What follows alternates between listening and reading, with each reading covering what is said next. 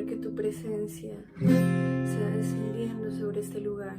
Eres bienvenido, Señor, a cada hogar. Que tu presencia descienda, Señor. Entra en nuestro hogar, Jesús, en este momento. Y que tu presencia permanezca allí. Entra en mi casa, el arca de tu presencia. Entra en mi casa, el arca de tu presencia. Así como Obed-Edom, llevaré tu presencia a mi habitación.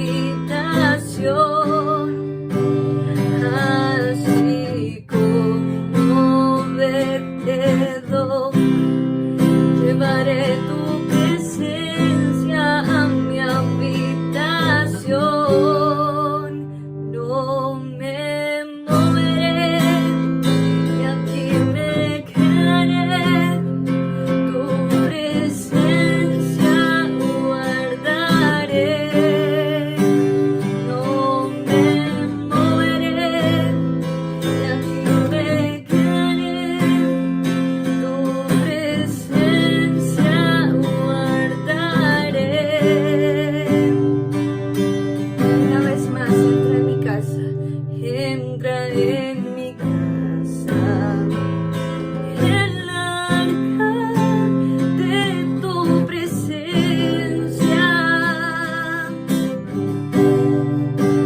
Entra en mi casa. El arca de tu presencia. Así como ve. Así como Obed-Edom, llevaré tu presencia a mi habitación. Así como Obed-Edom, llevaré tu presencia a mi habitación. Y no me moveré y aquí me quedaré.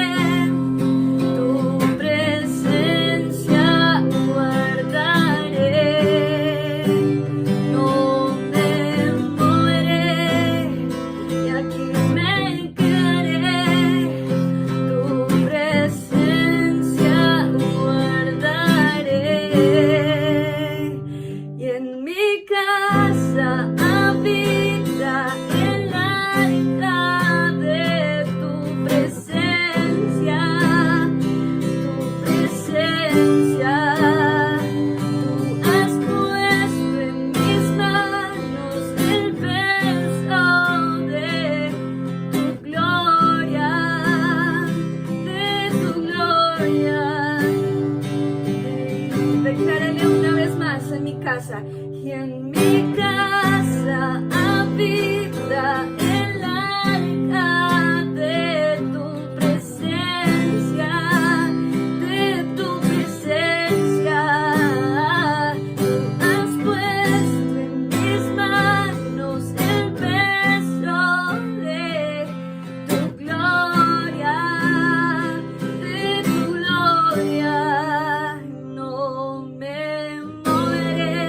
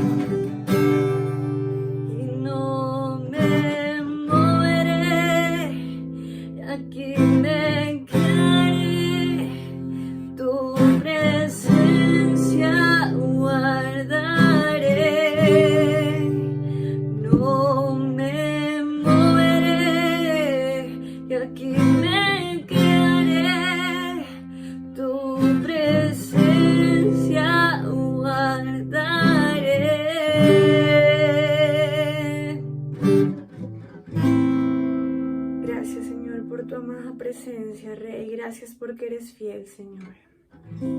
Padre, ahora le damos la bienvenida a nuestro amado pastor. Señor, bendícele, guíale, Señor. Que sea a través de él que tú nos hables, Señor. Toca nuestra vida, Jesús. Que seamos como Obed-Edom, Señor. Que podamos tener tu presencia en nuestra casa todos los días, Señor. Padre, te alabamos, Señor, porque lo mereces. Mereces toda honra y toda gloria, Señor. Le damos la bienvenida a nuestro pastor. Lo bendecimos a él, Señor. Su casa, su familia, Señor. Su esposa, Rey. Que es su complemento, Señor. Les bendecimos, Dios. Gracias. En el nombre de Jesús. Amén. Y amén. A todos ustedes, que el Dios Todopoderoso los bendiga. Bienvenidos. Después de esta adoración, vamos a orar. Padre, gracias te damos por este día, por la bendita palabra. Háblanos a través de ella, por ella y en ella, Dios. Que tu palabra no vuelva vacía. Que yo sea el instrumento, el vaso, el canal, pero tú el agua viva. Enséñanos a través de tu palabra. Háblanos por ella y a través de ella, Señor. Que tu palabra no vuelva vacía y que tu Espíritu Santo nos enseñe y nos dirija a toda verdad, Padre. En el poderoso nombre de Jesús. Amén y amén. Vamos a leer la bendita palabra de Dios en 1 de Corintios, capítulo número 15, versículo 1 en adelante. Dice así la palabra de Dios, la leemos en el nombre del Padre, del Hijo y del Espíritu Santo. Además os declaro, hermanos, el evangelio que os he predicado, el cual también recibisteis, en el cual también perseveráis, por el cual asimismo, si retenéis la palabra que os he predicado, sois salvos, si no creísteis en vano. Porque primeramente os he enseñado lo que asimismo recibí, que Cristo murió por nuestros pecados conforme a las Escrituras, y que fue sepultado, y que resucitó al tercer día conforme a las Escrituras. Amén, amén y amén. La palabra de Dios nos enseña hoy a través del apóstol San Pablo qué es el Evangelio, cuál es el centro y la esencia del Evangelio. Pero vamos a hacer un poquito de historia. ¿Por qué se escribió esta carta? En primer lugar, Pablo escribió esta carta desde la ciudad de Éfeso. Éfeso era una ciudad que quedaba en Asia Menor, lo que hoy prácticamente la parte que hoy es Turquía. Escribía a la iglesia de Corinto. ¿Dónde es Corinto? Corinto era una ciudad, o es en la actualidad una ciudad que pertenece a Grecia. Grecia es un país de Europa del Sur. Entonces, Corinto, que quedaba en Grecia, entre las ciudades de Esparta y Atenas, la capital, Corinto era una ciudad donde el evangelio había llegado. Pablo había sido fundador de esta primera iglesia en el primer siglo. Pasan los años, algunos pocos años después de haber sido fundada la iglesia, y Pablo se entera que la ciudad de Corinto, y concretamente la iglesia de los corintios, la iglesia de Cristo, estaba desorganizada. No tenían claridad en los dones espirituales, no tenían claridad en la doctrina. Estaba pasando una mezcolanza entre el paganismo de Grecia y el cristianismo. Había un sincretismo entre el revuelto de los dioses griegos, Apolión, Apolos, Zeus, y una cantidad de cosas, revolviéndolas prácticamente con lo que era el Evangelio de Jesús. Los griegos le estaban por aquel entonces en el primer siglo, y Corinto no era la excepción, rindiéndole culto al dios Helios. Usted sabe, ya lo he explicado en la iglesia, dios Helios de los griegos era el dios Sol. Es decir, que se le hacía un culto al dios Sol, y la iglesia de Cristo estaba entrando en la tónica del culto al dios Sol, del culto a Helios, del culto a Apolos, del culto a Zeus y los dioses griegos. Había un sincretismo entre el paganismo griego y el cristianismo auténtico.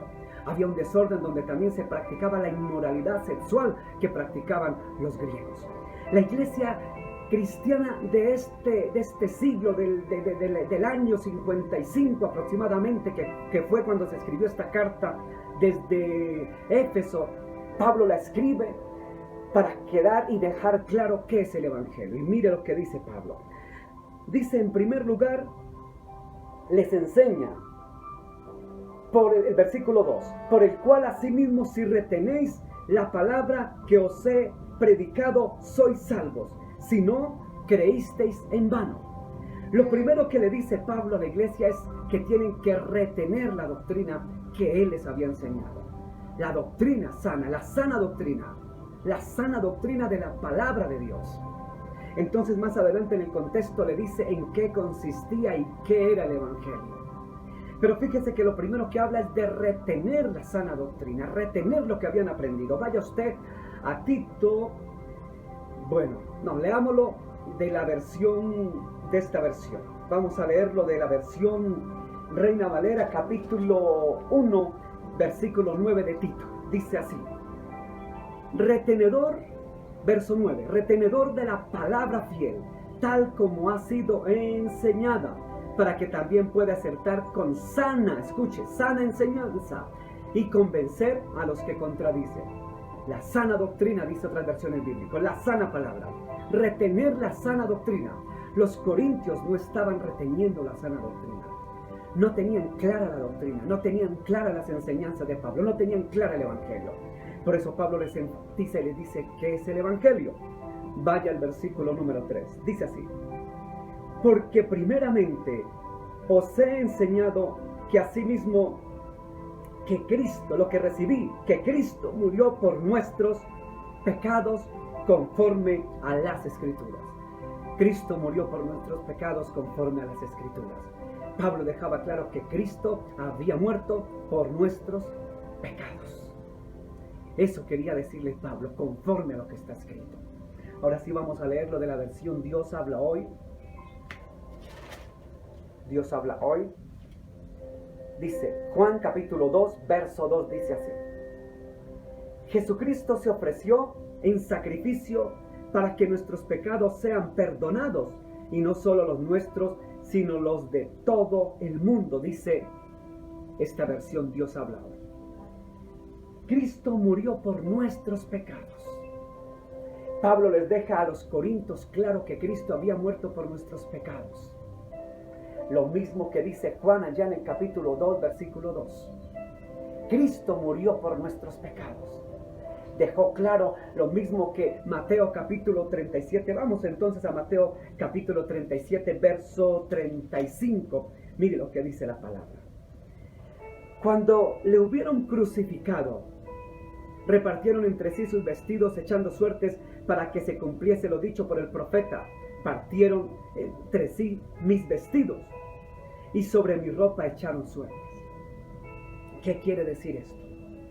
Quiere decir eso que prácticamente el apóstol Pablo le recordaba que Cristo había sido sepultado, pero antes había sido crucificado porque había muerto por nuestros pecados y en la cruz pagó nuestra maldad. Pablo les dejaba claro a los corintios, o a los de Corintio, les dejaba claro que Cristo había sido muerto por nuestros pecados, que ese era el evangelio. Que no revolvieran otros dioses, ni otras cosas, ni otras corrientes, sino que el que había muerto por nuestros pecados era única y exclusivamente Jesús, y no había otro que había muerto por nuestros pecados. Mateo lo deja claro en el capítulo 27, verso 35, que había sido crucificado, es decir, había sido muerto en el Calvario. ¿Por qué? Por nuestros pecados. Pero Pablo, más allá, les dice, vaya usted al mismo versículo número 4, y que fue sepultado.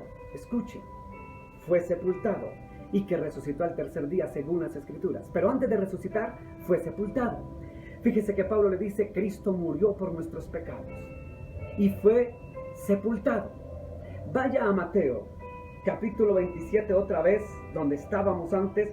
Mateo capítulo 27, vamos al verso número 58. Y mire lo que dice. Dice así: Este fue a Pilato y pidió el cuerpo de Jesús. Entonces Pilato mandó que se le diese el cuerpo.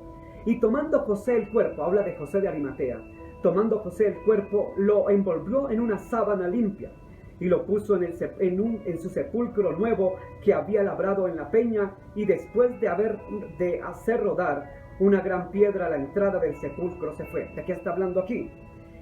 Dice aquí Mateo que José de Arimatea llegó donde Pilato para pedir el cuerpo y sepultarlo. Se cumple lo que dice Pablo, que Jesús fue sepultado. Fue muerto, crucificado, muerto y sepultado. También usted lo puede leer claramente allá en el Evangelio según San Lucas, en el capítulo número 23, versículo del 50 al 53. Véalo usted aquí en la pantalla, léalo usted. ¿De qué habla? Habla que José de Arimatea se acercó a Pilato, le pidió el cuerpo, fue, lo llevó a la sepultura, lo envolvió en una sábana limpia y allí fue sepultado. Lo dice Lucas, lo dice Mateo, lo dicen los evangelistas, conforme lo que dice aquí 1 Corintios 15, 4, que Jesús fue sepultado, conforme a las Escrituras.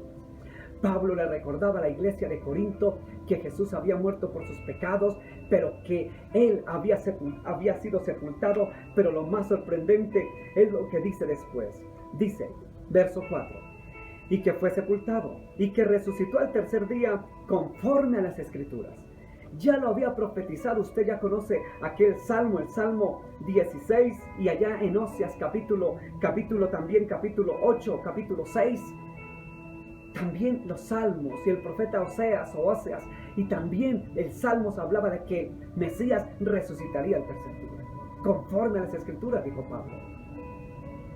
Jesús fue muerto por nuestros pecados, fue sepultado, pero resucitó al tercer día según las Escrituras. Fíjese que en Lucas, vamos ahora al evangelista Lucas el capítulo 24, vamos a Lucas capítulo 24, verso 6, donde dice lo siguiente, versión Reina Valera. No está aquí, sino que ha resucitado. Acordaos de lo que os habló cuando aún estaba en Galilea, verso 7, diciendo, es necesario que el Hijo del Hombre sea entregado a manos de los hombres pecadores y que sea crucificado y resucite al tercer día. Lo había dicho Mateo en el capítulo 16. Lo había dicho también Lucas en el capítulo 9, esta palabra que dice aquí, diciendo, es necesario que el Hijo del Hombre sea entregado en manos de los hombres pecadores y que sea crucificado y resucite al tercer día, dice San Lucas. Resucita al tercer día según las Escrituras, o lo que hablaba en el Antiguo Testamento David, en los Salmos. Jesucristo murió por nuestros pecados, fue sepultado, pero resucitó al tercer día, como lo dice la Escritura. Lea usted aquí en Marcos, aquí en la pantalla, lea capítulo 16, el verso 6 de Marcos, que dice que Jesús ha resucitado. Ha resucitado, dice Marcos en el capítulo 16, verso 6. Jesús ha resucitado. Mi hermano y mi amigo, hoy por hoy nos han vendido dos grandes mentiras. Las dos grandes mentiras que nos han metido por estos tiempos es que Jesús no existió, que no hay evidencia de que haya sido crucificado, de que Él no nació en Belén, de que Él no murió y mucho menos que resucitó. Y nos lo dicen, nos lo enseñan para quitarle a Jesús la credibilidad. Esa es una gran mentira. Estos días la gente se está volviendo más atea. El ateísmo está cogiendo fuerza. Muchos dicen Jesús no existió. Los ateos, los agnósticos, los cultos, letrados, no todos, muchos afirman que Jesús, que fue una falacia, una mitología, un engaño. Y otra gran mentira que nos están vendiendo es que haya o no haya existido Jesús, es que cualquier camino nos lleva a la salvación, que cualquier camino nos lleva a la vida eterna. Son dos grandes mentiras que nos han llevado. La palabra de Dios dice en 1 de Timoteo capítulo 2 versículo 5 que solo hay un Dios, no 10, hay uno solo y solo hay un Señor y un mediador entre Dios y los hombres, que es Jesucristo. Jesús existió, pero Jesús es el único camino que nos lleva para la salvación y la vida eterna. No es un camino, no es uno de los muchos caminos, es el único camino para salvación y vida eterna. Él vino y se encarnó. Dios, el mismo Dios, se hizo carne, hombre, y se encarnó en el vientre de la bendita Virgen María. Se hizo carne, fue muerto por nuestros pecados, fue sepultado y resucitó al tercer día, como dice 1 de Corintios capítulo 15 del 1 al 4. Ese era el evangelio que Pablo quería aclararle a los del pueblo de Corinto. a los griegos, a la iglesia naciente de Corinto, a los corintios, a la iglesia que había mezclado el sincretismo de los griegos, del paganismo griego, al dios Helios, adorando al dios Helios, al dios Sol. El sincretismo, la iglesia de Jesús estaba adorando a una imagen de sol llamada el dios Helios. Entonces Pablo deja claro qué es el evangelio, quién es el único Señor, Jesús, como dice primera de Timoteo capítulo 2 versículo 5. Solo un Dios, solo un Señor y solo un mediador, Jesucristo.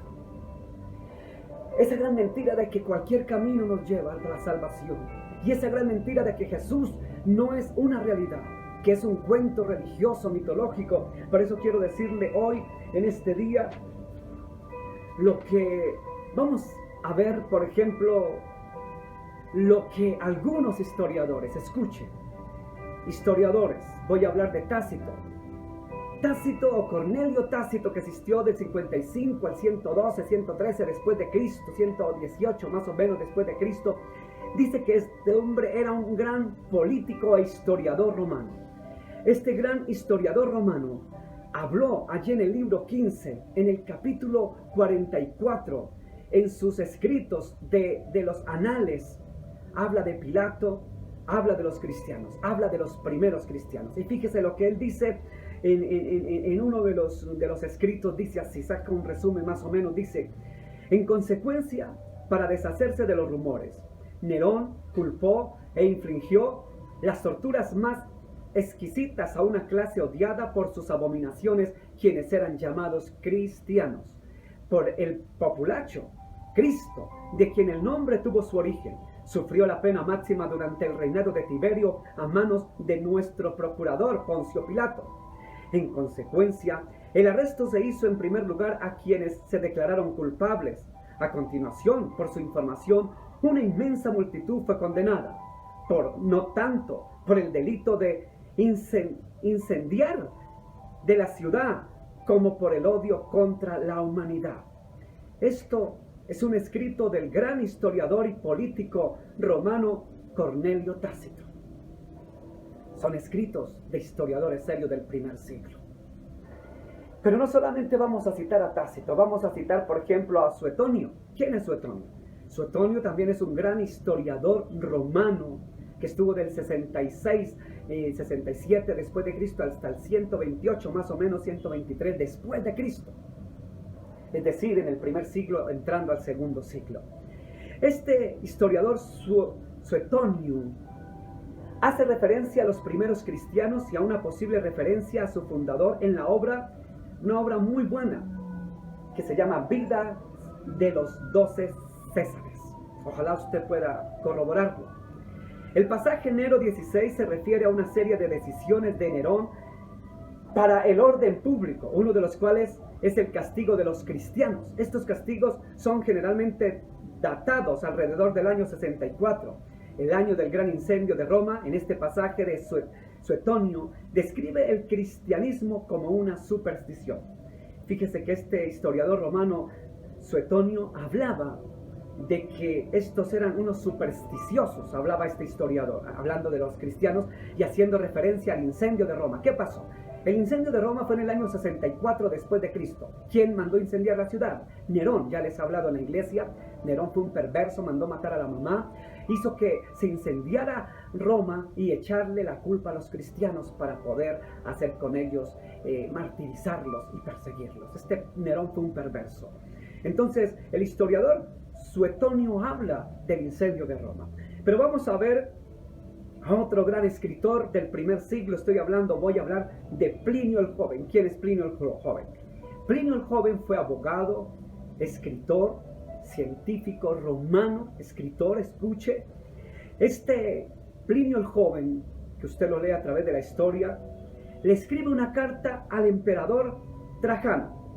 Y en las sesiones de esa carta, de la sesión 1 a la sesión 4, fíjese que hace una serie de preguntas, y con preguntas a Trajano relativa a los juicios de los cristianos traídos ante él, ya que él dice que nunca ha estado presente en ningún juicio de los cristianos. Plinio da cuenta de cómo se realizan los juicios y los diversos veredictos en la sección del 4 al 6. dice que primero se pregunta si el acusado es un cristiano. Escuche, Plinio termina la carta diciendo que el cristianismo está poniendo en peligro a las personas de toda edad y de rango, y se ha extendido no solo a través de las ciudades, sino también a través de las aldeas rurales, dice en la carta de Plinio al emperador Trajano. Pero la respuesta de Trajano a Plinio es más o menos así, dice Trajano: si los acusados son culpables de ser cristianos, entonces deben ser castigados. Si los acusados niegan ser cristianos y muestran pruebas de que no son de que no lo son al adorar a los dioses, ellos deben ser perdonados. En otras palabras, Trajano le prescribe a Plinio el joven que si esos tales cristianos adoraran a los dioses romanos, estuviesen adorando a los dioses romanos, no serían castigados. Pero si estuviesen adorando al tal Jesús, sí serían castigados, perseguidos y llevados a la muerte. Habla Trajano. Vamos ahora a ver otro de los grandes historiadores. Este es Flavio Josefo. Flavio Josefo, que es un historiador no romano, sino judío, aunque muchos intelectuales y muchos estudiosos lo citan como un historiador judeo-romano, nació en Jerusalén, es historiador judío, uno de los que más he leído, más me gusta y me apasiona. Flavio Josefo, en Antigüedades Judías, un libro grueso, ojalá lo leyera, pero no, mejor, ojalá lea la bendita, usted que lea la bendita palabra de Dios antes de cualquier otra cosa y después lea todo lo que aparezca en sus manos, que lo mejor es que hay en la tierra leer. Pero lea la palabra, conserve y retenga la bendita palabra. Cuando usted lee entonces a este gran Flavio Josefo, aquí hay una selección de los libros de Josefo, y me llama la atención el extracto que habla de Jesús. Flavio Josefo dice: por este tiempo apareció Jesús, un hombre sabio, si es que es correcto llamarlo hombre, ya que fue un hacedor de milagros impactantes, un maestro para los hombres que reciben la verdad con gozo, y atrajo hacia él a muchos judíos y a muchos gentiles además. Era el Cristo. Y cuando Pilato, frente a la denuncia de aquellos que no son principales entre nosotros, lo había condenado a la cruz, aquellos que lo habían amado primero no lo abandonaron, ya que se les escuche lo que dice Flavio Josefo, ya que se les apareció vivo nuevamente al tercer día, la resurrección, al tercer día, habiendo los santos profetas predicho esto y otros 1000 maravillas sobre él, y la tribu de los cristianos llamados así por él no ha cesado de crecer hasta este día. Qué maravilloso lo que escribe Flavio Josefo, el historiador del primer siglo judío. ¿Dónde encuentra usted eso? Lo encuentra allí en Antigüedades Judías, explícitamente en el libro 18, el capítulo número 3. Pero como digo, lea la Biblia. Pero si quiere corroborar, corrobórelo a través de la historia. Flavio Josefo también habla de Juan el Bautista, vea usted. Pero yo tomo solamente lo que habla de Jesús, de que fue llevado a la cruz, dice Flavio Josefo, y de que resucitó al tercer día, lo dice a su manera. Por eso es que hay un historiador contemporáneo, uno de los más grandes, historiador clásico, Michael Grant, ya es del siglo XXI, siglo XX. Es especializado en culturas antiguas. Mire lo que escribió en alguna oportunidad que me llama la atención. Dice el gran historiador Michael Grant, dice así: si aplicamos el Nuevo Testamento como deberíamos, el mismo tipo de criterios que debe aplicarse a otros escritos antiguos que contienen material histórico, ya no se pueden rechazar, ni se puede rechazar la existencia de Jesús de la misma forma en que no podemos rechazar la existencia de una masa de personajes paganos, cuya realidad como figuras históricas no es cuestionada. ¿Qué dice el gran historiador Michael Grant? Que lo que hablan los evangelistas, los 4 evangelistas, se puede citar como una verdad histórica, porque de lo contrario teníamos que descartar todos los escritos antiguos que hablan de dioses y de cosas paganas.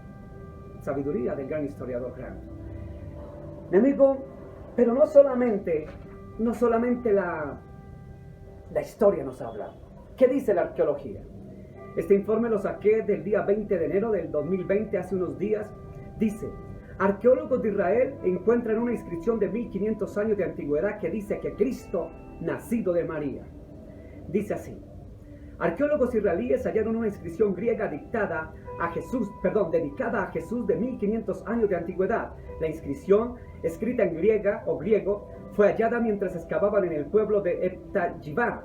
Fue grabada en piedra y en lo que los investigadores creen que son los restos de una iglesia de la era bizantina.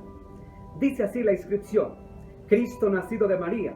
Esta obra del más temeroso de Dios y piadoso obispo Teodosio y el miserable Tomás se construyó desde el nacimiento, dice la inscripción. La inscripción saluda a los que entran y los bendice, por lo tanto está claro que el edificio es una iglesia, dijo D. Chutney. El doctor Juan Atras, de la Autoridad de Antigüedades de Israel, dijo que esta es la primera evidencia de la existencia de la iglesia bizantina en el pueblo de Tayyiba, y se suma a otros hallazgos que atestiguan las actividades de los cristianos que vivieron en esa región. Es decir, esta información fue de esta semana. Pero otra información que salió en el periódico The Times británico dice así: un arqueólogo afirma que ha hallado en Nazaret la casa donde se crió Jesucristo. Esta noticia fue del mes de enero del año 2020, hace más de un mes. Ken Dar, arqueólogo de la Universidad de Reading, vuelve a revivir la publicación del libro de Sister of Nazareth, que recoge las conclusiones de los 14 años de investigación y trabajo de campo que ha llevado a cabo sobre las citadas ruinas. El doctor Ken Dar, de la University of Reading, aseguró que en el sitio se levantó una iglesia por órdenes del Imperio Bizantino. Según informa el periódico británico The Times, se confirma por primera vez que el convento, que se encuentra sobre una vivienda del siglo I, que desde el año 380 se apuntaba a que había sido el lugar donde Jesús creció. La construcción corresponde al siglo I y se edificó en piedra y mortero. Se presentan las conclusiones de los 14 años de investigación y trabajo de campo que el científico británico Ken Dar ha llevado a cabo sobre las ruinas de una vivienda del siglo I en la ciudad israelí. Esto salió en el periódico The Times, una noticia del mes de diciembre. Viendo los hallazgos arqueológicos, leyendo a los historiadores serios, Jesús es una realidad histórica, arqueológica. Y también me llama la atención otro hallazgo, este sí no es reciente, este fue en el año 1961, el hallazgo de la piedra de Pilato. No sé si usted lo había escuchado, tal vez no, tal vez sí, pero los que lo sabían, este hallazgo fue en 1961, una piedra caliza donde estaba escrito el nombre de Poncio Pilato. Esto lo tiene el Museo Israelí. Dice que en el yacimiento arqueológico Cesarea Marítima, la inscripción, o sea, la piedra caliza, es muy significativa porque es aceptada como hallazgo arqueológico. Escucha, es aceptada como hallazgo arqueológico. Una auténtica inscripción romana del primer siglo con el nombre de Poncio Pilatos. Como pueden ver, la arqueología está dando muestras de estos personajes. Existieron estos gobernadores como Pilato, existió Jesús, existieron los cristianos. Y otro informe arqueológico que también me llamó la atención, dice este informe. Dice: la crucifixión es segura, pero el bautismo es difícil de probar o ubicar. Señala a Oppenman el arqueólogo e investigador bíblico Eric Meyers, profesor emérito de estudios judaicos de la Universidad de Duke. Para el arqueólogo e historiador de las religiones y del judaísmo Brian McCain, de la Universidad Atlántica de Florida, tanto el bautismo como la crucifixión son historias que los primeros cristianos difícilmente habrían inventado, no son inventos, ya que ninguna de las dos apoyaría sus intereses de ningún modo, dice este catedrático estudioso de religiones judaicas, Byron McCain. Lo que quiere decir, mis queridos amigos, los arqueólogos, la historia nos habla. Jesús existió. Jesús murió y resucitó al tercer día según las Escrituras. Jesús es una realidad histórica, arqueológica, pero Jesús es una realidad espiritual. Por eso, mi amigo, las dos grandes mentiras de estos últimos tiempos que le están enseñando a sus muchachos hoy en día, les están diciendo: Jesús no existió. Jesús es una leyenda, es un mito, le dicen a nuestros jóvenes, o nos dicen a nosotros, aún ya viejos. Porque tal vez los que hemos creído, hemos decidido creerle a este libro, la palabra de Dios, se nos llama, como ellos dicen, unos analfabetas, ignorantes, retrógradas, que creen a las leyendas y a los mitos de la Biblia. Mi amigo, Jesús es una realidad histórica, como lo cita Cornelio Tácito, como lo dice Plinio el Joven, como lo dice este gran historiador Flavio Josefo, judío del primer siglo. Mi hermano y mi amigo, Jesús es una realidad histórica, es una realidad arqueológica, pero Jesús es una realidad en su vida y en mi vida. La palabra de Dios dice que de tal manera amó Dios al mundo, que dio a su único Hijo para que todo aquel que en él crea no se pierda, mas tenga vida eterna. Su nombre es Jesús. La palabra de Dios nos dice que Él es el camino para llegar al Padre. La otra gran mentira que nos dicen es que cualquier religión nos lleva a Dios, que cualquier hombre nos lleva a Dios.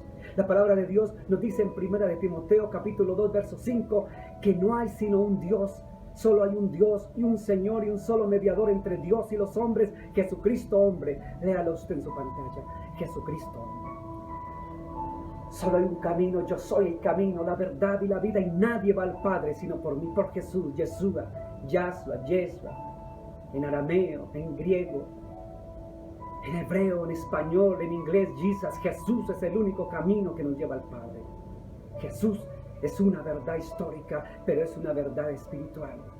Jesús dijo, vengan a mí los que están cansados, que yo los haré descansar.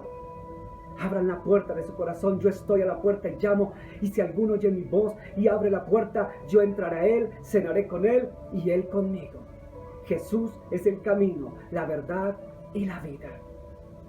Mi hermano y mi amigo, no se deje meter las grandes mentiras, las dos grandes mentiras de estos tiempos, que se va a multiplicar estas dos grandes mentiras. Jesús no existió, van a decir, están diciendo y seguirán diciendo. Y cualquier camino, cualquier religión, cualquier hombre lo lleva a usted a la salvación y vida eterna. No es cierto. Ni Dalai Lama murió por usted, ni Hare Krishna, ni Mahoma, ni el Buda, ni Gandhi murieron por usted. El único que murió, como dijo Pablo allí en 1 de Corintios capítulo 15, versículo del 1 al 4, ese es el único evangelio verdadero, que el único que murió por nuestros pecados, que fue sepultado y que resucitó al tercer día según las Escrituras, fue Jesús. Y es el único camino para llegar a la salvación y a la vida eterna. Y no hay otro nombre dado a los hombres en que podamos ser salvos, sino en el nombre de Jesús. Vamos a orar, mi amigo. Padre, gracias por tu palabra es verdad. Gracias porque nos enseñaste a través de ella. Tu palabra no vuelve vacía. Padre, gracias, perdona nuestros pecados. Hoy reconozco y acepto el evangelio de Jesús, ese evangelio que dice que Jesús vino a morir por nuestros pecados, a ser sepultado y a resucitar al tercer día según las Escrituras. Creo en ese evangelio. Creo que Jesús es Dios hecho hombre y hecho carne, nacido de la Virgen María. Creo que volverá con poder y gloria para juzgar a vivos y muertos. Creo que Jesús es Dios y que hoy, desde hoy entra en mi vida y me guía a toda verdad con su Espíritu Santo. En el nombre de Jesús. Amén, amén y amén. A todos, que el Dios Todopoderoso los bendiga, que el Señor los guarde y que, si es la voluntad de Él, el próximo domingo nos vemos en este mismo lugar o de pronto desde nuestras iglesias. Dios los bendiga y para siempre. Escuchemos este tema que habla por qué vino Jesús de tal manera a morir por nosotros. Dios los bendiga. Bendiciones para todos.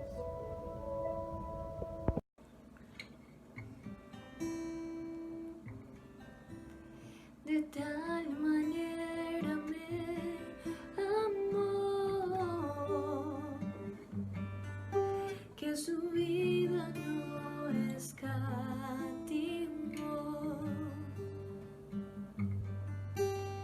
hasta el final Él se entregó, y a la muerte fue porque me amó. De tal manera me amó, y no hay forma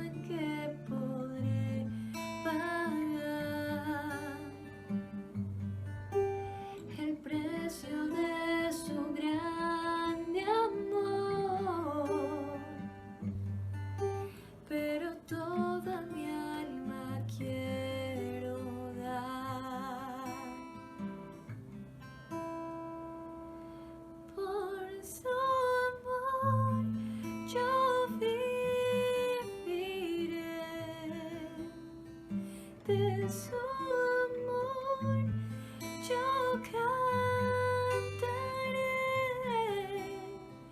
con mi Jesús caminaré,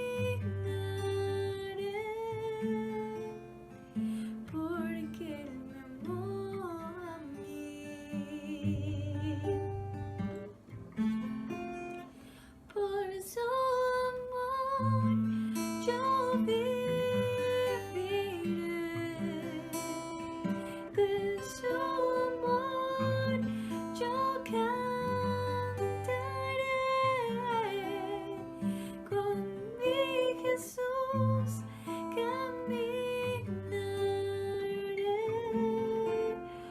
porque Él murió por mí.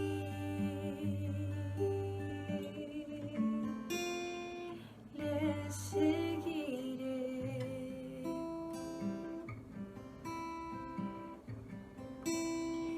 Por su amor yo viviré,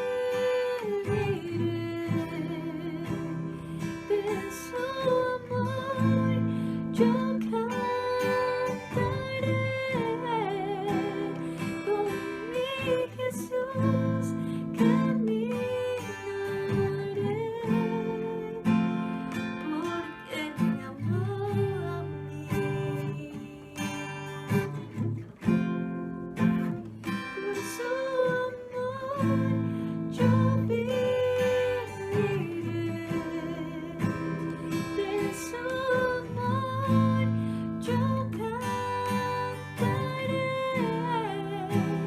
con mi Jesús caminaré, porque